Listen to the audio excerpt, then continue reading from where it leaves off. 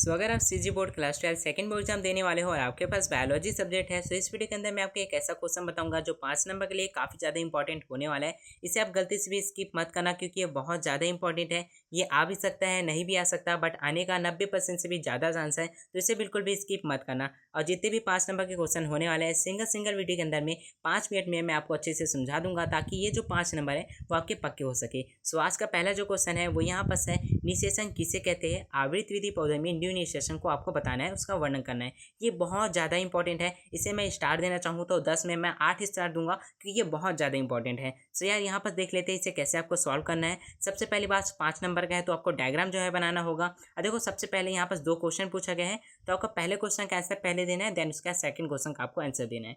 पहला क्वेश्चन यहाँ पर है, निषेचन किसे कहते हैं? ये तो आपको पता ही होगा कि 2 प्रकार के युग्मक होते हैं, एक होता है नर युग्मक, एक होता है मादा युग्मक। दोनों जब आपस में मिलते हैं तो क्या होता है, एक जाइगोट बनता है जिसे युग्मनज कहते हैं। ये जो युग्मनज बनने की क्रिया होती है इसे कहते हैं निषेचन। और ये जो है भैया बीजांड के अंदर में होता है, बीजांड के अंदर में भ्रूणपोष पाया जाता है, उसी के अंदर में ये जो क्रिया है निषेचन की वो होती है। अब चलो मैं आपको अच्छे से दिखा देता हूँ, मैंने लिखा हुआ है ताकि टाइम वेस्ट ना हो। अगर मैं लिखूँ तो टाइम वेस्ट होता है, तो यहाँ पर देख सकते हो निषेचन क्या होता है भैया। नर और मादा युग्मक जो है आपस में मिलते हैं, संलयन होता है, जिससे क्या होता है, निषेचन होता है। मतलब कि ये क्रिया जो होती है नर और मादा युग्मक के आपस में मिलने से ही निषेचन की क्रिया होती है। और ये आवृत विधि पौधों में भ्रूण कोश के अंदर में पाया जाता है। ठीक है, अब देखो यहाँ पर आवृत विधि पौधे क्या होते हैं, ऐसे पादप जिसमें पुष्प पाए जाते हैं। पुष्पीय पादप जो होते हैं उसे आवृत विधि पौधे कहा जाता है। ये आपने 11th क्लास में भी पढ़ा होगा और अभी भी पढ़ा होगा बोर्ड एग्जाम के टाइम में, बस मैं आपको रिवाइज करा रहा हूँ काफ़ी अच्छे तरीके से।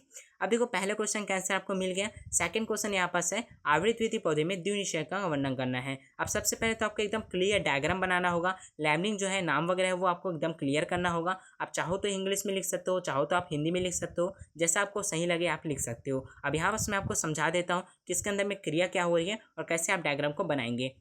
देखो बहुत ज़्यादा इजी है। सबसे पहली बात तो देखो ये जो यहाँ पर क्वेश्चन पूछा गया है, क्या पूछा गया है, द्विनिषेचन को बताना है। अब ये तो आपको पता ही होगा कि द्विनिषेचन के साथ साथ एक और क्रिया होती है जिसे त्रिसंलयन कहते हैं, वो भी बहुत ज़्यादा इंपॉर्टेंट है। दोनों को यहाँ पर एक्सप्लेन करना होगा। तो सबसे पहली बात ये 4 चरणों में पूर्ण होती है, मतलब कि 4 पॉइंट में आपको ये लिखना होगा ताकि आप अच्छे से यहाँ पर एक्सप्लेन कर सको, ज़्यादा टाइम भी ना लगे और आपको समझ में भी आ जाए। सबसे पहले ये आपको पता होगा परागकण क्या होता है। परागकोश जो होता है उसके अंदर में छोटे छोटे परागकण पाए जाते हैं। वो जो परागकण होते हैं, हवा हो गया, किसी जानवर हो गया, मतलब कि जो कीड़े मकोड़े हो गए, साथ ही जो पानी हो गया, उसके माध्यम से किसी पुष्प के वर्तिकाग्र में आ जाता है। ये वाला हिस्सा वर्तिकाग्र कहलाता है। नीचे जो होता है ये वाला सक्रिय नली, इसे हम लोग वर्तिका कहते हैं, और नीचे जो फूला हुआ भाग है उसे अंडाशा कहते हैं। अंडाशा के अंदर में बीजांड पाया जाता है और यहीं पर जो क्रिया होती है निषेचन की वो होती है, और यहीं पर द्विनिषेचन और त्रिनिषेचन होने वाला है। हम बात करें एकदम शुरू से, तो सबसे पहले आपको क्या लिखना है भैया, सबसे पहले आपको लिखना है परागकणों का अंकुरण। देखो जैसे कि मैंने यहाँ पर आपको बताया कि जो परागकण होते हैं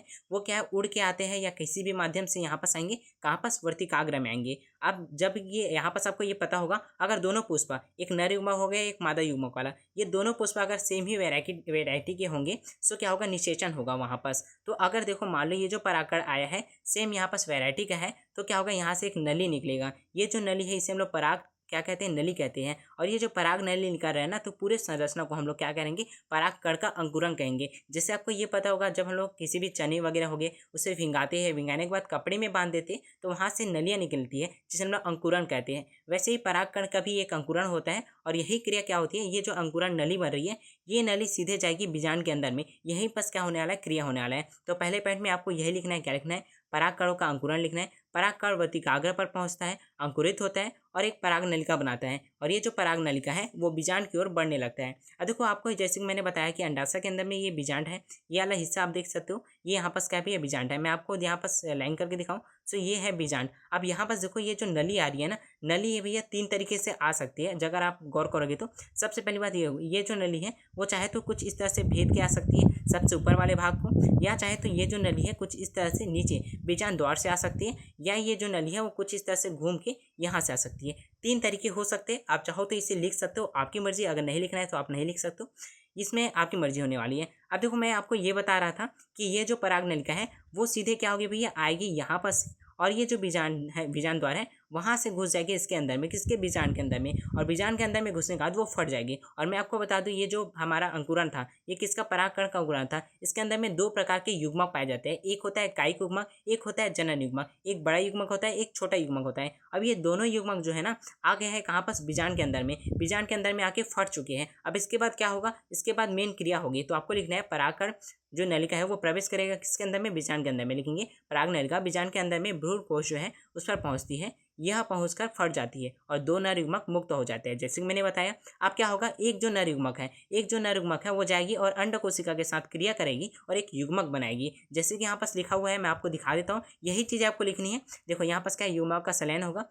पहला जो नर युग्मक है, ठीक है, वो अंड कोशिका जो है एक सेल है उसके साथ जाके मिलेगी, युग्मनज बनाएगी, जाइगोट बनाएगी, और क्या है यहाँ पास जो निषेचन होगा उसे सत्य निषेचन कहा जाता है। बस आपको ये लिखना है, बहुत ज़्यादा सिंपल था। अब देखो पहला युग्मक तो यहाँ पास युग्मनज बना दिया। सेकंड जो है वो क्या करेगा, सेकंड जो है ना भैया, बीजांड आपने सुना है, ठीक है, बीजांड जो सुना है आपने, बीजांड के अंदर में क्या होता है भैया, भ्रूणकोश जो होता है, ठीक है, उसमें क्या होता है, एक ऐसी कोशिका होती है जिसमें क्या होता है भैया, दो प्रकार के केंद्रक होते हैं, मतलब द्वितीयक केंद्रक उसे कहते हैं हम लोग, बीच में पाया जाता है। आपने पढ़ा होगा अभी, मतलब बोर्ड एग्जाम में भी क्वेश्चन आया हुआ था 5 नंबर में, बीजांड की संरचना आई हुई थी। सो उसके अंदर में ही भ्रूणकोश जो होता है उसकी संरचना आई हुई थी। सो उसके अंदर में होता है क्या भैया, केंद्रक होता है, द्वितीयक केंद्रक होता है। तो देखो दूसरा जो नर युग्मक है वो द्वितीयक केंद्रक के पास जाएगा, मिलेगा, और मिलने के बाद भ्रूणकोश जो है वो बनाएगा, भ्रूणकोश में भ्रूणकोश बनाएगा। समझ रहे हो आप, मतलब कि देखो मैं यहाँ पर थोड़ी सी मिस्टेक कर रहा था, भ्रूणकोश जो है उसके अंदर में जाके क्रिया करके भ्रूणपोष बनाएगा।